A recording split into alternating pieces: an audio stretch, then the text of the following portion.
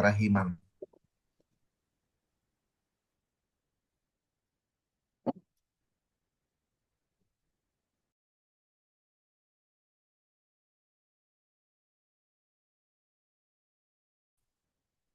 Pada waktu yang lain, aku mendengar kata-kata ini,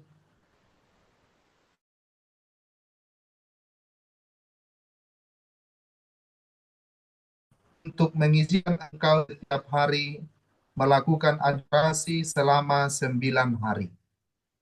Selama adorasi ini, cobalah menyatukan dirimu dalam doa dengan bundaku. Berdoalah dengan segenap hatimu dalam kesatuan dengan Maria. Dan berusahalah juga dalam waktu ini melaksanakan jalan salib. Aku mendapat izin meskipun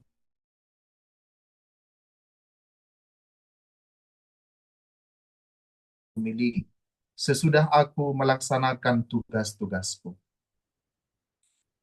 Novena itu harus kulaksanakan dengan wujud untuk tanah airku. Pada hari ketujuh novena itu, aku melihat Bunda Allah mengenakan pakaian yang cemerlang di antara surga dan bumi. Ia sedang berdoa dengan tangan terkatup di dada dan matanya menatap ke surga. Dari hatinya terpancar sinar yang berapi-api. Sebagian terpancar menuju ke surga, sedangkan sebagian yang lain menyelubungi negara kami.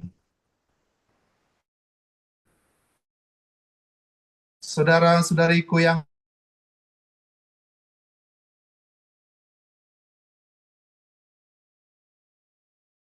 didedikasikan oleh gereja kepada Bunda Maria. Bunda Maria dikenal oleh Santa Faustina dan dikenal oleh umat beriman sejak awal-awal abad gereja sebagai Mater Misericordiae, Bunda yang berbelas kasih. Ada satu madah yang sangat indah untuk Santa Perawan Maria. Salam ya Ratu, Bunda yang berbelas kasih.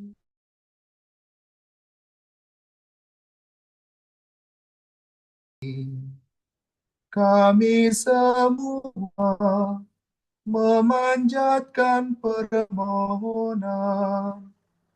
Kami amat susah, mengeluh mengesah dalam lembah duka ini.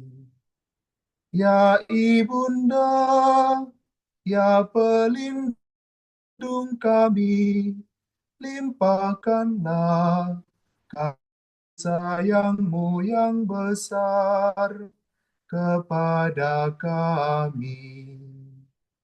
Dan Yesus, puteramu yang terpuji itu, semoga kau tunjukkan kepada kami.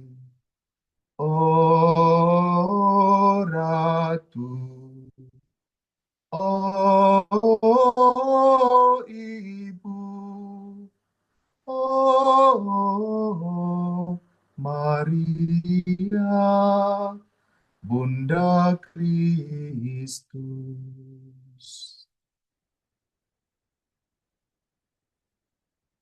Kasih sayang Bunda Maria disebut sebagai Bunda yang berbelas kasih.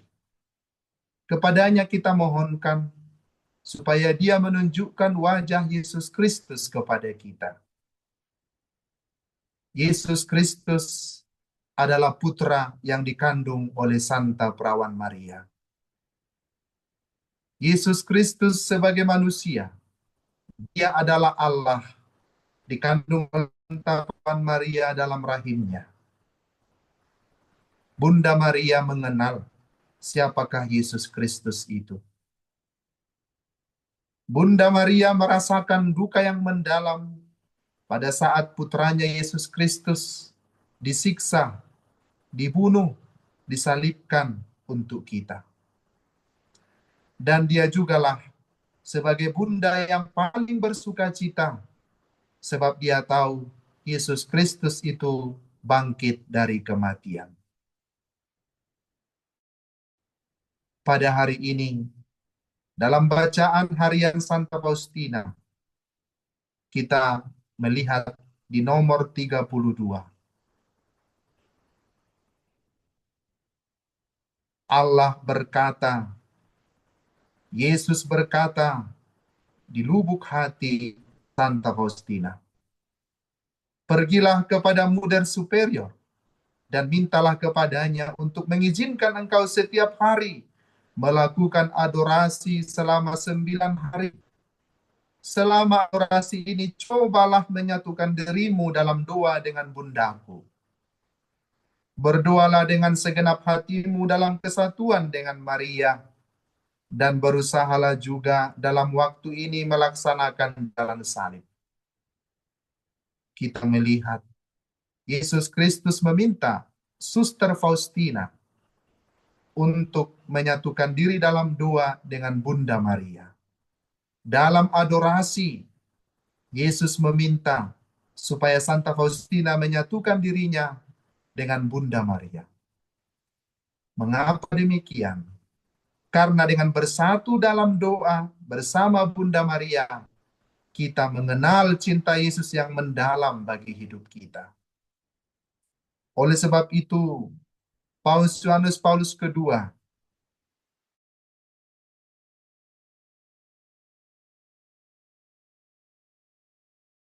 Karyo, tak lain dan tak bukan adalah merenung, melihat wajah Kristus bersama Bunda Maria. Adorasi yang dilakukan oleh Faustina, yang diminta oleh Yesus,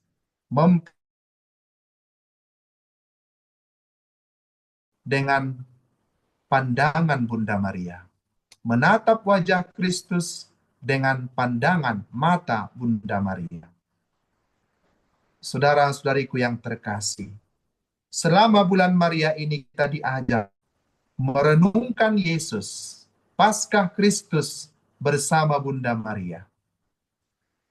Menyatukan seluruh suka duka kita dalam doa kepada Allah, entah itu dalam rosario, entah itu dalam adorasi bersama Bunda Maria. Bulan Mei ini secara khusus didedikasikan kepada Bunda Gereja Kudus, yakni Santa Perawan Maria.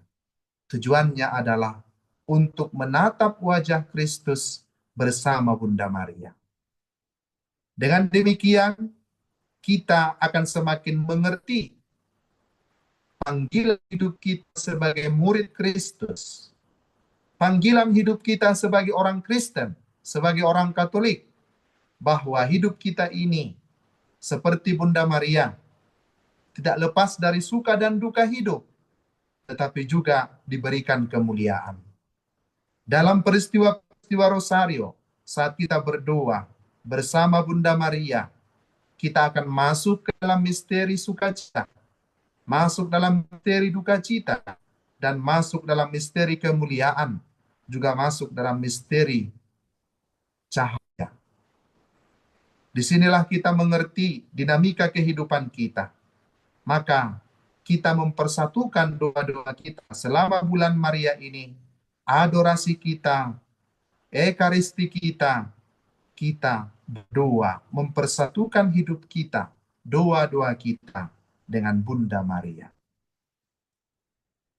Dan pada nomor 33, secara khusus dikatakan bahwa Bunda Maria dilihat oleh Santa Faustina berdiri di antara surga dan bumi, mengatupkan tangan di dadanya dan matanya menatap ke surga, dan dia mendoakan secara khusus, menyelubungi secara khusus negara Santa Faustina, yakni Polandia. Maka kita juga dalam doa-doa kita, dalam misa kita, dalam jalan salib kita, dalam ekaristi kita, kita persatukan doa-doa kita bersama Bunda Maria. Dan mohon supaya Bunda Maria juga mendoakan negara kita Indonesia, mendoakan para pemimpin negara kita, agar negara kita ini juga semakin menghargai setiap orang, menghargai kehidupan, menjunjung tinggi kedamaian, dan membawa kesejahteraan dan kemaslahatan bagi seluruh Indonesia. Entah apapun agamanya, entah apapun keyakinannya, semoga Indonesia, negara kita, tetap menjunjung kasih di atas segala-galanya. Kita mohon kepada Bunda Maria agar mendoakan para pimpin bangsa kita. Secara khusus, Papa kita dari Indonesia, yakni Kardinal, juga sedang mengikuti konklav di Vatikan. Kita juga berdoa bagi para kardinal kita yang sedang mengadakan, yang akan mengadakan konklav, supaya Bunda Maria juga menyertai mereka semua. Supaya siapapun yang terpilih menjadi paus untuk Gereja Katolik di seluruh dunia, mencintai yang lemah, menunjukkan kasih Kristus, membangun gereja, menjaga keutuhan gereja. Itulah, saudara-saudariku yang terkasih, doa kita pada sore hari ini, di mana kita sebentar lagi akan memasuki jam kerahiman yang agung ini. Kita mempersatukan doa kita bersama Bunda Maria, menatap wajah Kristus dengan tatapan Bunda Maria. Mari kita pergi merenungkan sengsara Yesus di Bukit Golgota, yang menderita, yang wafat bagi kita pada pukul 3 sore. Kita bawa negara kita bawa para kardinal kita dalam doa-doa kita. Kita persatukan seluruh doa kita bersama Bunda Maria kepada Yesus yang menderita di kayu salib. Dia berkata kepada kita, temani aku dalam sengsaraku. Apapun yang diminta oleh jiwa-jiwa demi sengsaraku, aku akan mengabulkannya. Yang paling utama ialah bahwa bukan kehendakku yang terjadi, melainkan kehendak Bapa yang terjadi dalam hidup kita. Maka mari kita hening, kita masuk jam kerahiman ini dengan penuh iman, dengan penuh penghayatan. Yesus juga dalam Injil hari ini mengatakan kepada kita telah diberikan Yesus Kristus kepada kita sebagai roti kehidupan yang kekal.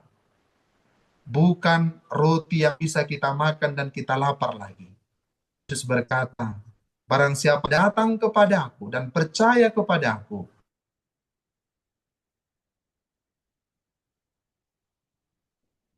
jiwa kita membutuhkan Yesus yang telah memberikan seluruh hidupnya kepada kita dalam jam kerahiman yang besar ini. Mari kita merenung, mari kita menyampaikan seluruh permohonan kita dalam hati kita. Kita satukan hati kita dengan Yesus yang menderita di kayu salib.